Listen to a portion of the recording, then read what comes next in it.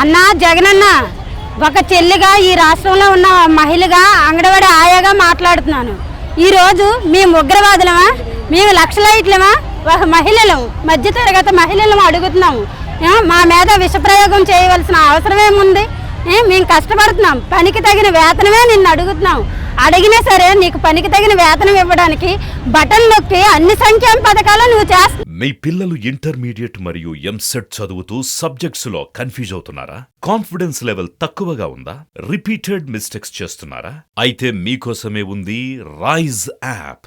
1 lakh question bank, performance analysis, online classes by experts, ఇంకా మరెన్నో features తో మీ ముందుకొచ్చింది rise the perfect guide. Description లో ఉన్న లింకును ఉపయోగించి సబ్స్క్రైబ్ అవ్వండి. కానీ మహిళలై ఉండి మాకు వేతనం పంచడానికి నువ్వు ఎందుకు అంతగా ఆలోచిస్తున్నావు? ఆలోచించవలసిన అవసరమేముంది? నీకు ఎవరు సలహాలు ఇస్తున్నారు? మా ఆవేదనని, మా కడుపు మంటని, మధ్యతరగతి కుటుంబాల ఆవేదనను నువ్వు అర్థం చేసుకుని వేతనాలు పెంచి మమ్మల్ని ఈ సంక్రాంతి కానుకగా మాకు మంచి కానుకనిచ్చి మా ఇంటికి పంపిస్తామని మేము మనస్పూర్వకంగా కోరుకుంటున్నాం. సంక్షేమ పథకాలకి దూరంగా ఉన్నారు, ఇటు గవర్నమెంట్ ఎంప్లాయీ జీతానికి కూడా దూరంగా ఉన్నారు. ఎట్లా మెయింటైన్ చేస్తున్నారమ్మా ఈ సరిపడిన జీతాలతో? ఎలా మెయింటైన్ చేస్తున్నారు? ఎలా మెయింటైన్ చేస్తామండి? ఒక పూట తింటున్నాం, రెండో పూట పస్తుంటున్నామండి. ఎవరికి చెప్పుకోవాలి మా ఆకలి బాధలు? ఎవరు వింటారు?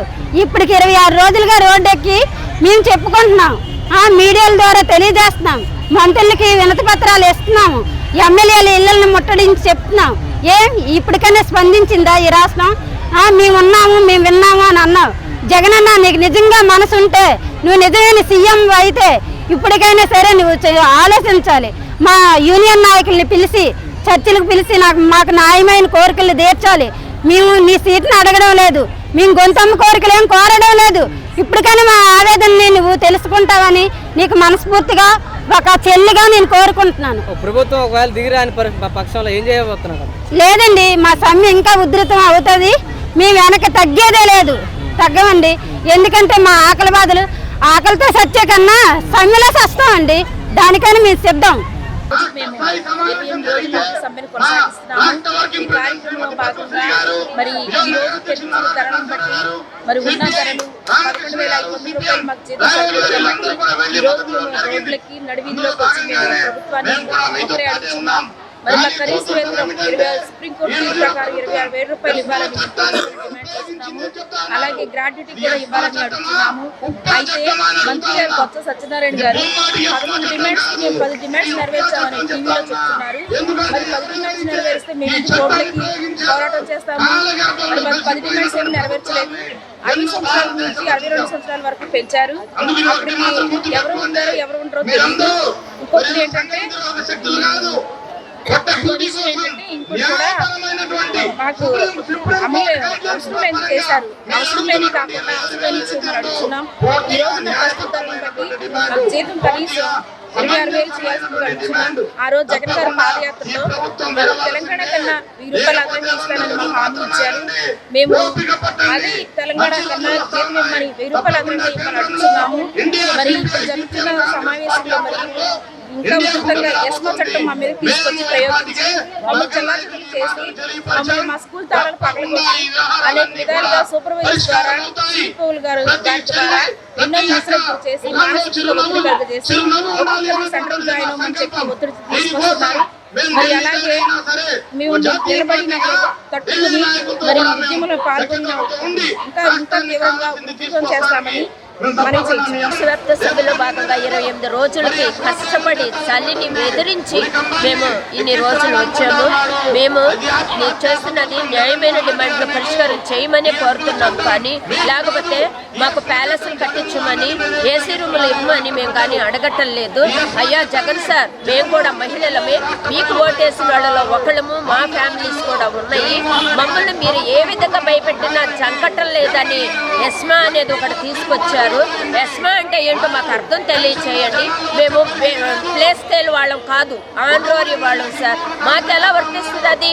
ఎస్మా అనేది ఒక ప్రభుత్వ ఉద్యోగులకు మాత్రమే వర్తిస్తుంది. మేము ప్రభుత్వ ఉద్యోగులు కాదు సార్. కాబట్టి ఇది జీవోని మీరు కానీ వెనక తీసుకోకపోతే మేము జడిసి విధుల్లోకి వెళ్తారు అనుకుంటున్నారేమో. ఎంతమందిని తీస్తారు సార్? ఏపీలో 1,05,000 మంది మహిళలు ఉన్నాం. 1,05,000 మహిళలు తీసేస్తారా? మా వెనకాల ఎన్ని కుటుంబాలు ఉన్నాయో తెలుసా? మేము 5 లక్షల మంది ఉంటాం, మేము మా ఫ్యామిలీస్ కలిపి. కాబట్టి రేపొద్దున మీరు అందరికీ ఎలా బటన్ అయితే నొక్కుతున్నారో మేము బటన్ నొక్కకుండా చూసుకోండి, మీ కుర్చీ తిరగపాడకుండా చూసుకోమని కోరుతున్నాం. మీరు కానీ మా మీద ఎస్మాలు ప్రయోగం చేస్తే ఇది ఇంకా ఉధృతం చేస్తామని గవర్నమెంట్కి హెచ్చరిస్తున్నాం. ఈరోజు 28వ రోజుకి చేరుకుంది. కానీ ప్రభుత్వం ఉండి వైఖరి మాత్రం తగ్గించుకోవట్లేదు. ప్రభుత్వానికి ఒకటే హెచ్చరిక, 26వ రోజుకి చేరుకున్నా కూడా 28వ రోజుకి చేరుకున్నా కూడా ప్రభుత్వం మేము ఎందుకు అంత మొండి వైఖరి వర్తిస్తుందో మాకు అర్థమవట్లేదు. జగనన్న ఒకటే అడుగుతున్నాం, మీరు ఆ రోజు మాట ఇచ్చారు కానీ నెరవేర్చుకోలేదు. 4.5 సంవత్సరాలు మేము ఓర్పు పట్టాం. కానీ మేము అడిగింది కొంచెం కోరికలు మేమేం కోరట్లేదు. సుప్రీంకోర్టు తీర్పు ఇచ్చింది 26,000 కనీసం ఇవ్వమని, దానికే మేము అడుగుతున్నాము. అది కూడా మేము ఈ రోజుకి ఇప్పటికి ఇవ్వమని అడగటం లేదు. మీరు జీవో పాస్ చేయండి, జీవో పాస్ చేసిన వెంటనే మేము సమ్మె విరమిస్తామని చెప్తున్నాం సభాముఖ్యంగా. ఎందుకు అంటే ఈ యొక్క రోజు పరిస్థితులను బట్టి, ఖర్చులను బట్టి ఒకరోజు మీరు అర్థం చేసుకోండి, ఒకసారి మీరు అర్థం చేసుకోండి. ఎందుకు మేము అడుగుతున్నాము అంటే బియ్యం రేట్ ఎంత ఉంది, కూరగాయల రేట్లు ఎంత ఉన్నాయి, మరి కనీసం మేము ఫ్యామిలీ గడవడానికి మాకు కనీసం 26,000 కూడా తక్కువే, కానీ 26,000 అడుగుతున్నాం మేము ఈరోజు. కాబట్టి మీరు ఒక్కసారి మమ్మల్ని అర్థం చేసుకోమని అడుగుతున్నాం. మరి అక్క చెల్లెళ్ళు మొత్తం నా అక్క చెల్లెళ్ళు అంటున్నావు, మరి అంగన్వాడీ వాళ్ళు మీ అక్క చెల్లెళ్ళు కాదా? మేము వేయలేదా మీకు ఓటు? మేము ఎంతమందితో మేము వేయించామో ఒక్కసారి మీరు ఆలోచించండి అని ఈ సభాముఖంగా అడుగుతున్నారు. కాబట్టి మీరు ఒక్కసారి 11,500తో మన ఫ్యామిలీ గడుస్తుందా లేదా అనేది ఒక్కసారి ఆలోచించండి. అది చాలు. ఎందుకంటే పిల్లలు మరి చదివించుకోవడానికి మాకు ఏ స్కీమ్ కూడా వర్తించట్లేదు. తర్వాత భర్త చనిపోయిన వాళ్ళు ఉన్నారు, ఒంటరి మహిళలు ఉన్నారు, అందరూ ఉన్నారు. మరి ఈ అంగన్వాడీ మీద జీవించే వాళ్ళం మేమున్నాము. మరి ఎలాగ జీవనం సాగుతుంది అనేది మిమ్మల్ని అడుగుతున్నాము. కాబట్టి మా యొక్క దయ ఉంచి మరి జీవో నెంబర్ 2 మీరు జీవో తీసుకొచ్చారు, అది దేనికి వర్తిస్తుంది? మేము ఓన్లీ స్కీమ్ వర్కర్స్, అంగన్వాడీ కార్యకర్తలం. మేము హాండోరియం తీసుకునే వర్కర్లం. కాబట్టి అది మాది గవర్నమెంట్ కాదు అని మీరు చెప్తున్నారు కదా ఈరోజు. మరి కాబట్టి మీరు మమ్మల్ని కొంచెం ఆలోచించి ఒక నిర్ణయం తీసుకోవాలని కోరుకుంటున్నాను.